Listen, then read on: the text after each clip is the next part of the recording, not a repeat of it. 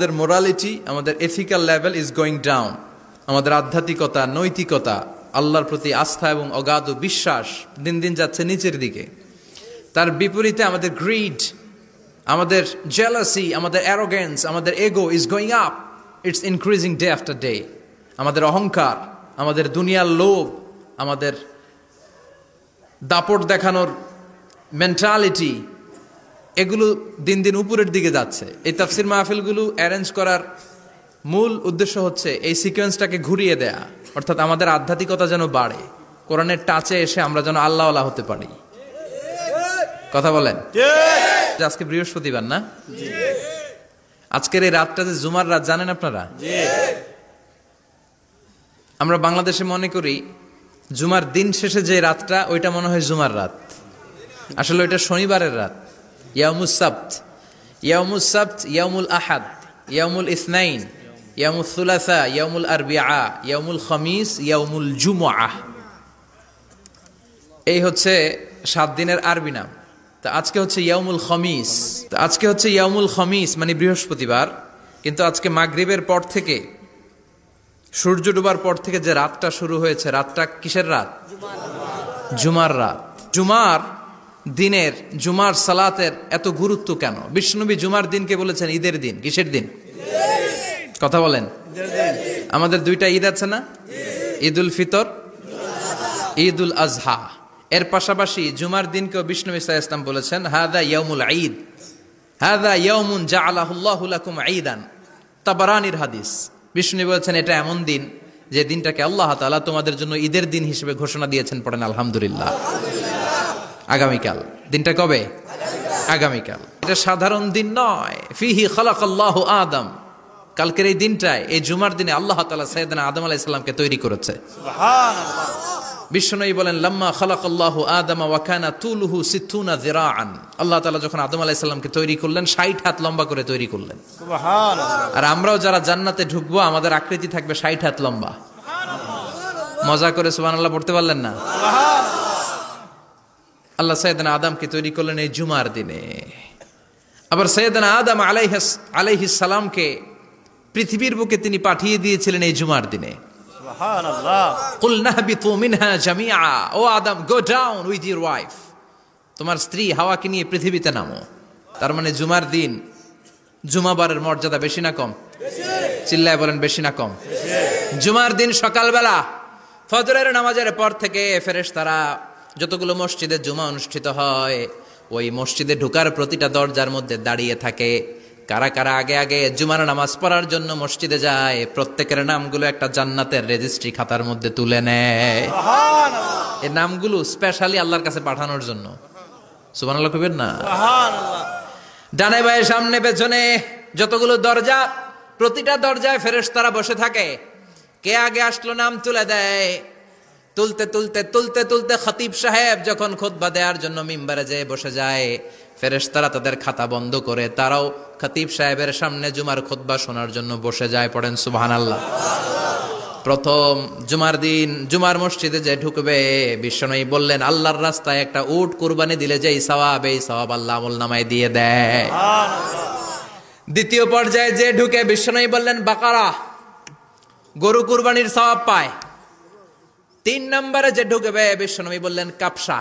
হাদিসের ভাষায় এসেছে আল কাবাস। কাবাস মানে হলো বকরি, বকরি কুরবানির সওয়াব। 4 নম্বরে যে ঢুকবে তার হচ্ছে দাজাজা। দাজাজা মানে মুরগি। 5 নম্বরে যে ঢুকবে, বিশ্বনবী বললেন বাইদা। নোয়াখালীরা কয় বয়দা, আমরা কই আন্ডা, কুমিল্লায় কই ডিম। আছে না নাই? আছে।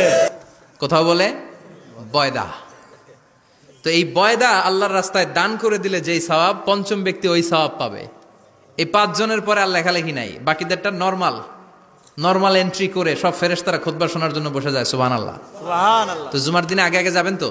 ইনশাআল্লাহ। সবাই রাজি আছেন? ইনশাআল্লাহ। চিৎকার করে পড়েন ইনশাআল্লাহ। ইনশাআল্লাহ।